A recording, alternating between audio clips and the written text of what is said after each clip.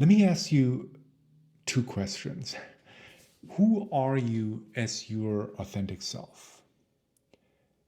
And how could you tell whether or not you're showing up authentically? In this video, I want to explore with you the power of showing up authentically, the power of authenticity, and the potential showing up authentically can unlock for you. My name is Alex Potter, and I am the founder of Alex Potter Coaching and Consulting. So here's why I think exploring these types of questions is important. Being clear about who you are as your authentic self and learning to show up from a place of truth allows you to tap into your power, your true power as an individual, as a professional, as a leader. And I keep seeing this with people I work with all the time, but also with myself, which is that the key to creating success or our best life or realizing our highest potential is directly linked to our ability to show up authentically and to be true to ourselves and to embody this through our actions. And being authentic tends to bring out the best within us, because instead of showing up from a place of fear and limitation and scarcity, we're able to step outside of our conditioned and socialized self. And as a result, there isn't really anything we have to prove, to hide, or to pretend. We can just be honest and vulnerable instead. And there's a lot of power in that, right? It's disarming and tends to get others to lower their defensiveness, because when we show up authentically, they don't have to feel threatened. Also, showing up authentically gives others permission to do the same, which can create opportunities for deeper interconnectedness and shared truth. And also allow us to create deep shared trust with one another. In that sense, showing up authentically humanizes us. And of course, showing up authentically isn't always easy, because it makes us vulnerable. And we might fear that we can be judged for speaking our truth, or that something bad is going to happen, that we might get reprimanded. However, I believe that when we lean into our authentic self and we're aiming to serve the greater good or a higher cause, and not just ourselves, we tend to be able to lower defensiveness and reactiveness in others, in those we communicate with, in those we might share space or a situation with.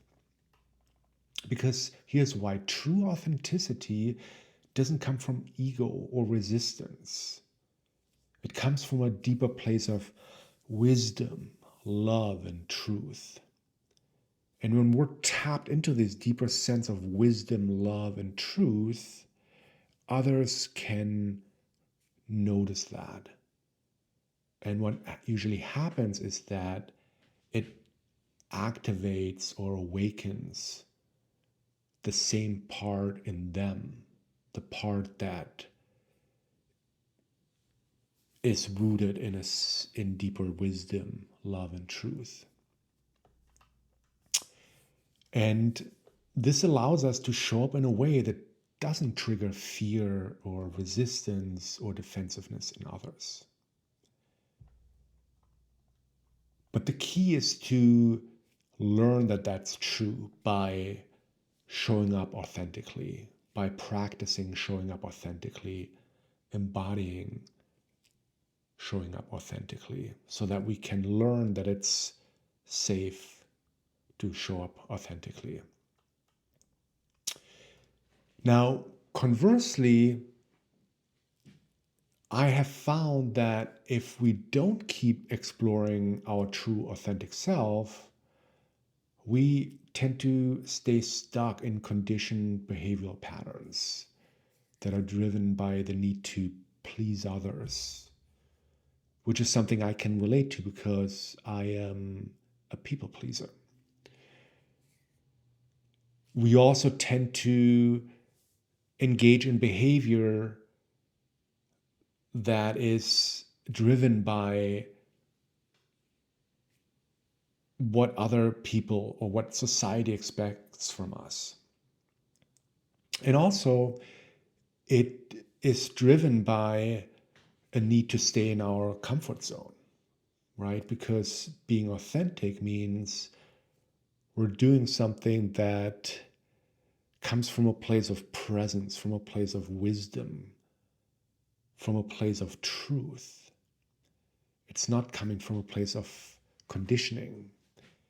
And so showing up authentically often means we show up from a place of not knowing, of trusting that whatever we need to know, whatever we need to share, whatever needs to occur to us to contribute will show up.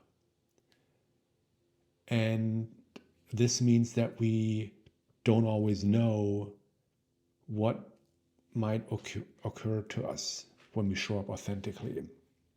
So it's about stepping into a deeper place of trust and presence and awareness, but also intention.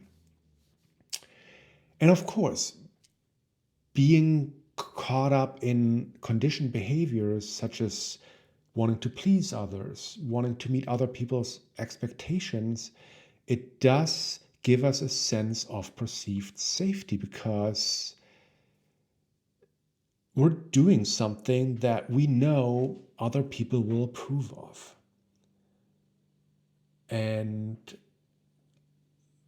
that will always get us to feel like we're playing by the rules and there's nothing to really worry about. However, in my experience, denying ourselves to be truly authentic in the long run tends to erode our sense of